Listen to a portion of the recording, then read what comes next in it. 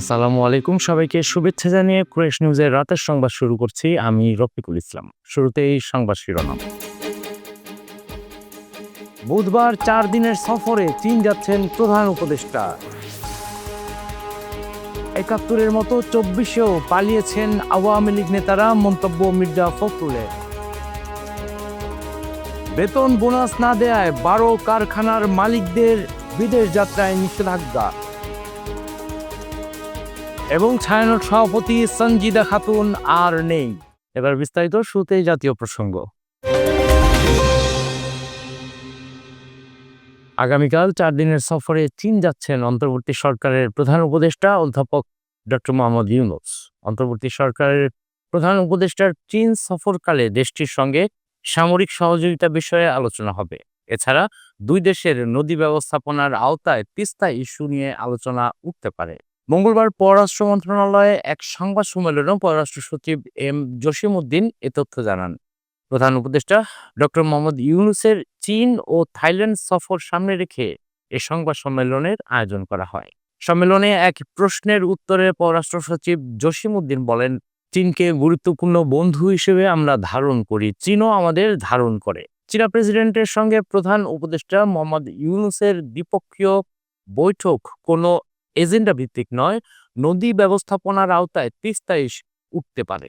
চীনের প্রেসিডেন্টের সাথে যে বৈঠকটি হবে এটি একেবারে যেটাকে বলে এজেন্ডা ড্রিভেন নয়, শীর্ষ নেতৃত্ব তাদের পছন্দ অনুযায়ী বিষয় নির্বাচন করবে। তবে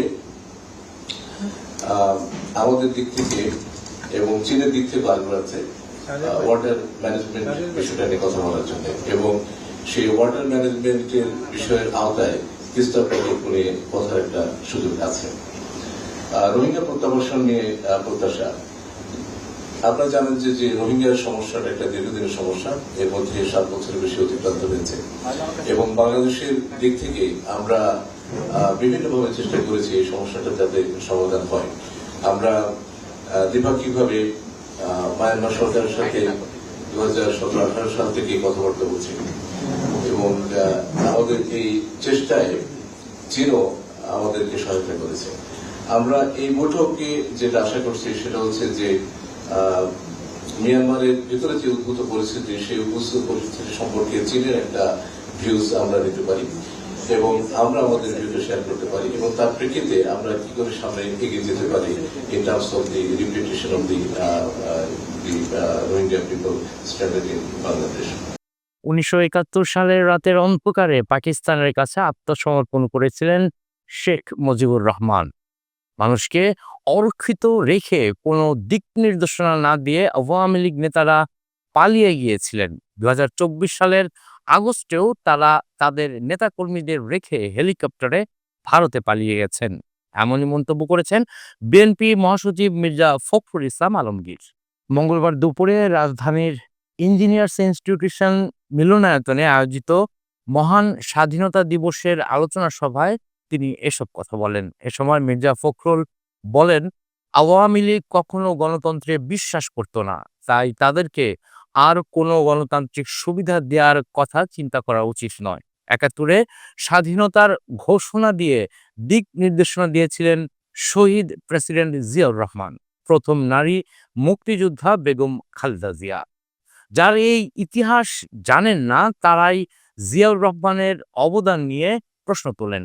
বিএনপি মহাসচিব আরও বলেন, অনেকে মুক্তিযুদ্ধকে ভুলে যাওয়ার চেষ্টা করছেন। পাকিস্তান গণহত্যার জন্য এখন পর্যন্ত ক্ষমা প্রার্থনা করেনি। ইতিহাসকে কেউ বিকৃত করতে পারবে না। এ সময় সংস্কার কোনো নতুন জিনিস নয়, মন্তব্য করেন মির্জা ফখরুল। শেখ হাসিনা জনগণের যখন তাড়া করেছে, জনগণ যখন তাদের পেছনে রুদ্ধরোষে ছুটে গেছে, তখন তারাও সেদিন তাদের সেই দলের নেতা কর্মী সবাইকে অ্যাবান্ডন করে চুপ করে হেলিকপ্টারে করে ভারতবর্ষে গিয়ে আশ্রয় নিয়েছে। মিল আছে না অনেক, এটাই হচ্ছে ওদের চরিত্র। ওরা যখন দেখে যে জনগণ খেপে উঠছে, রুষে উঠেছে, আর সামলানো যাচ্ছে না, তখন তারা পালিয়ে যায়। মানুষকে পুরোপুরিভাবে একেবারে অরক্ষিত রেখেই পালিয়ে যায়।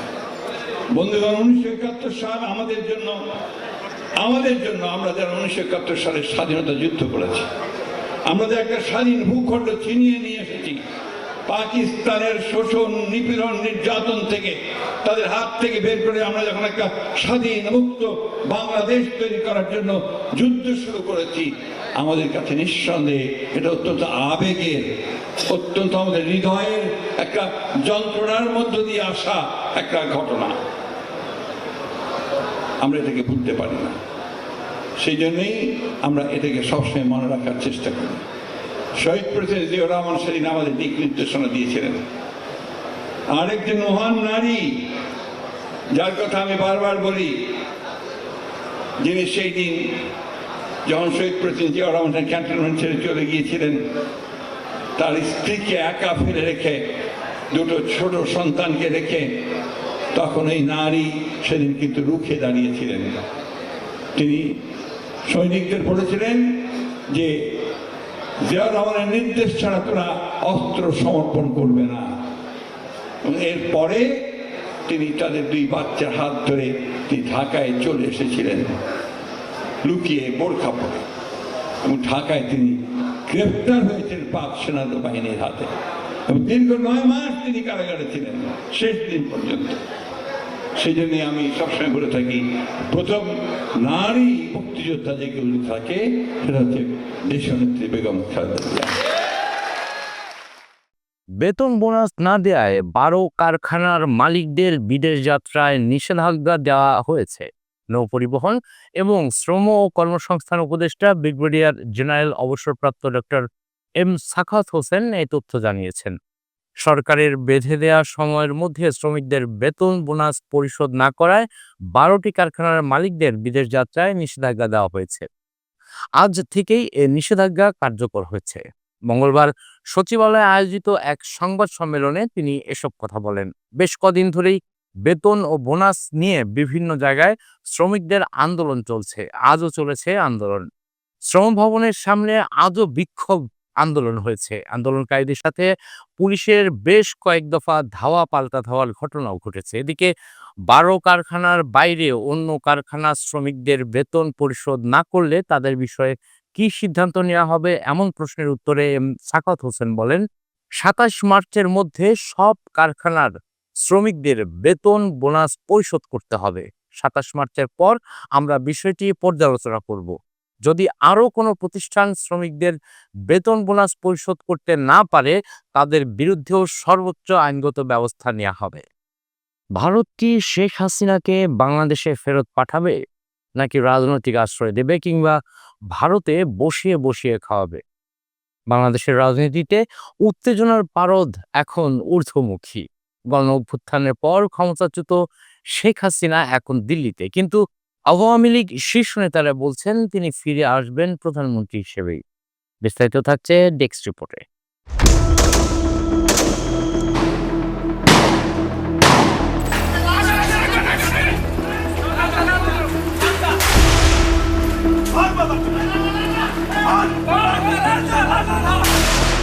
ভেঙে গেলে জোড়া যায় মন্দির মসজিদ, ভাঙা কাজ ভাঙা মন যায় না। রাম আছে, শ্যাম আছে, কোরআন ইসলাম আছে, রক্ত লোলুপ কিছু হয় না। এদেশটা ফাঁকা আছে, বিদেশের টাকা আছে, ধর্ম না গ্রাস করে আমাদের পাশে। তাই ভয় আছে, দুনয়নে ভয় আছে, মনে সংশয় আছে। এ যেন যাচ্ছি যাচ্ছি আবার আসছি। ভারতের সংবাদ সংস্থা ANI এতে যুক্তরাষ্ট্র আওয়ামী লীগের সহসভাপতি ডক্টর রাব্বি আলম ঘোষণা দিয়েছেন, হাসিনা ফিরবেন, প্রধানমন্ত্রী হয়েই ফিরবেন। সঙ্গে সঙ্গে মোদিকেও ধন্যবাদ জানালেন নিরাপদ আশ্রয় দেওয়ার জন্য। আমাদের কনস্টিটিউশনের আর্টিকেল 57 অনুযায়ী যেভাবে পদত্যাগ করতে হয়, জি আপা, আমার কিন্তু সেভাবে পদত্যাগ করা হয়নি। কাছাকাছি আছি, জি আপা, আমি চট করে ঢুকে পড়তে পারি। কিন্তু বাংলাদেশ সরকার বলছে ওপেন টিকেটে ফেরা যাবে না, ফিরলে সরাসরি কোর্টে হাজিরা দিতে হবে। ইতোমধ্যে হাসিনার বিরুদ্ধে শতাধিক মামলা হয়েছে, যার মধ্যে রয়েছে দুর্নীতি, মানবতা বিরোধী অপরাধ ও গণহত্যার অভিযোগ। বাংলাদেশের অন্তর্বর্তীকালীন সরকার বলছে ছাত্র আন্দোলন ছিল গণতান্ত্রিক বিপ্লব, কিন্তু আওয়ামী লীগ একে সন্ত্রাসী বিদ্রোহ বলছে। সম্প্রতি ঢাকায় বিক্ষোভকারীরা ধানমন্ডিতে শেখ হাসিনার পারিবারিক বাড়িতে বিক্ষোভ চালিয়ে তা ধ্বংস করেছে। এই ঘটনার পেছনে ছিল হাসিনার ভারত থেকে ভাষণ দেওয়ার ঘটনা, যা জনগণের ক্ষোভ বাড়িয়ে তোলে।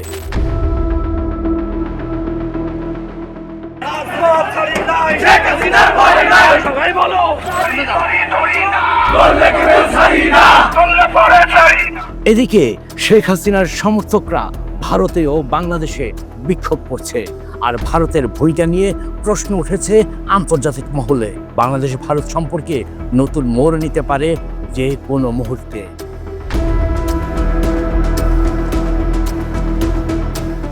এই সংকটকে কেন্দ্র করে আন্তর্জাতিক রাজনীতিতেও চলছে উত্তেজনা। ভারত কি শেখ হাসিনাকে বাংলাদেশে ফেরত পাঠাবে, নাকি রাজনৈতিক আশ্রয় দেবে? যুক্তরাষ্ট্র ও ইউরোপীয় ইউনিয়ন এই পরিস্থিতির উপর গভীরভাবে নজর রাখছে। মার্কিন পররাষ্ট্র দপ্তর বলছে বাংলাদেশের গণতান্ত্রিক স্থিতিশীলতা গুরুত্বপূর্ণ, তবে গণঅভ্যুত্থানের পরবর্তী ধাপে কি হবে তা হবে দেশটির জনগণের সিদ্ধান্ত।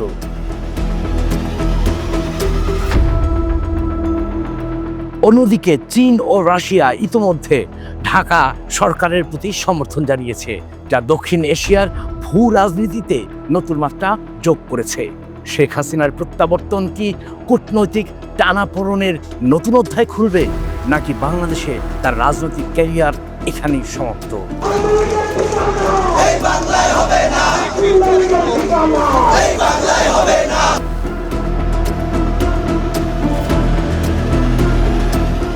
ভারতে আশ্রিত আওয়ামী লীগ নেতারা এখন নতুন নতুন প্ল্যান বি খুঁজছেন। কেউ বলছেন রাজনীতি করব ভারত থেকে, ভোট নেব বাংলাদেশে। রাজনীতির মঞ্চে এখন চলছে কামব্যাক অথবা গেম ওভার। শেষ পর্যন্ত গল্প কোন দিকে মোড় নেয় সেটা সময় বলে দেবে।